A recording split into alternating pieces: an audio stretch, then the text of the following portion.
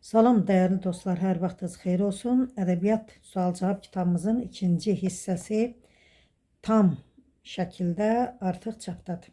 İnşallah xeyirli 1-2-3 günə yəqin ki satışda istifadənizdə olacaq. Bu hissəyə nələr daxildir? Əvvəlcə onu deyək.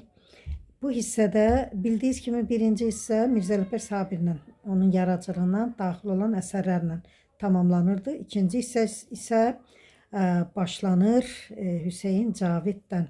Baxaq bay ikinci hissə demək Hüseyn Cavid. Bura daxildir nə? Hüseyn Cavidin yaradıcılığı və bu yaradıcılığından haqqında bilirsiniz ki, həyata düşmür. Ona görə biz heç bir yazıcı şairin həyatını kitabımıza salmamışıq.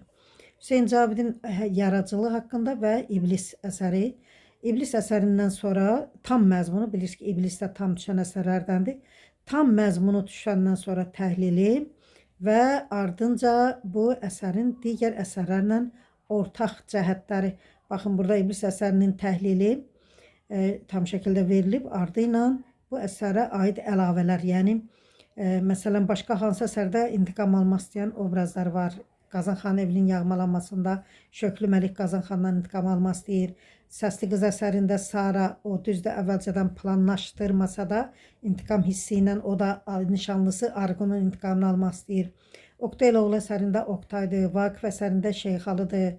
Sonra başqa hansı əsərdə qardaşların bir-birinə vuruşması var. Yeni Vaqif əsərində Qacar, Gürcü qardaşlar bir-birinə vuruşmağa məcbur eləyir. Meşələrə çəkilən qaçaq obraz var. Bu da Vaqif əsərində Eldardır. Burada bu əsərdə isə Elxan obrazı var.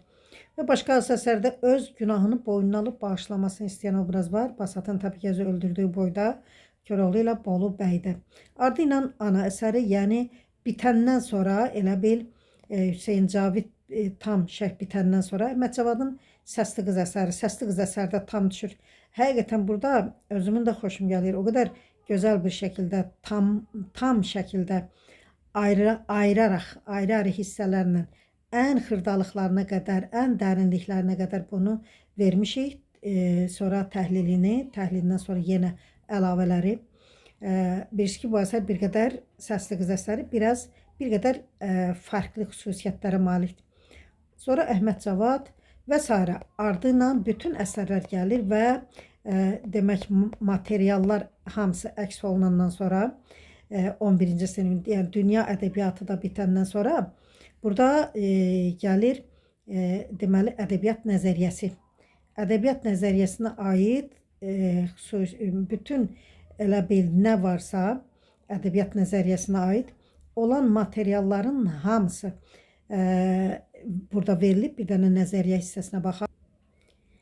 Ədəbiyyat nəzəriyyəsi ümumi məsələlər və nəzm, nəsir, sonra yəni hər bir şey, vəzinlər görürsünüz. Burada heca vəzni, bölgülər, hər vəzində yazılan bölgülər, əruz vəzni, əruz vəzninin əsas xüsusiyyətləri, bölgüləri, sərbəst şeir janrı, ədəbi növlər, janrlar, ayrı-ayrılıqda hər biri, lirik növün janrlarına aid, məsələn, lirik növün xüsusiyyətləri, ardınca lirik növün janrları, hər birinə aid izahdan sonra hər birinə aid müəyyən kiçik də olsa bir nümunə verməklə ki, tam şəkildə bu mənimsənilə bilsin.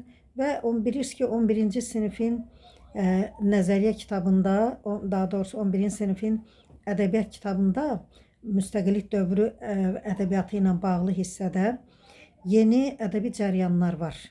Həmin o ədəbi cəryanlarda indi bir dənə bunu göstərim.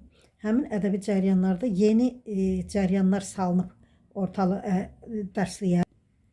Bu ədəbi metodların içində demək realist metod, maarifçi realizm, tənqidi realizm, sonra ardı ilə digər ədəbi metodlar, bax dərsiyə salınan postmodernizmdir, magik realizm, sonra ədəbi cəryanlar verilir, ədəbi məktəblər verilib və nəzəriyyə burada tamamlanır.